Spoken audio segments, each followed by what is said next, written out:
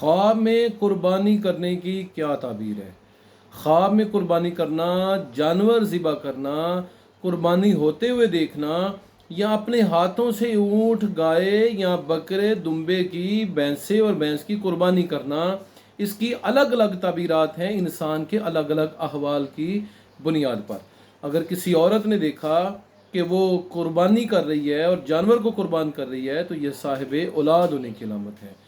اور اگر کسی آدمی نے خود دیکھا کہ وہ اپنے ہاتھوں سے قربانی کر رہا ہے اور اس کا گوشت تقسیم کر رہا ہے تو یہ غموں سے نجات پانے، حاجات کے پورا ہونے، ترقی اور خوشحالی کے نصیب ہونے کی طرف اشارہ ہوا کرتا ہے۔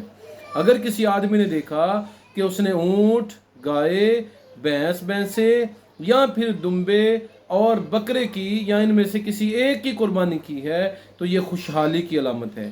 بیمار آدمی کا جانور کو ذبح کرنا، قربانی کرنا، یہ مشکلات، پریشانیوں کے آنے کی دلیل ہے اور بعض اوقات یہ موت پر بھی دلالت کرتا ہے۔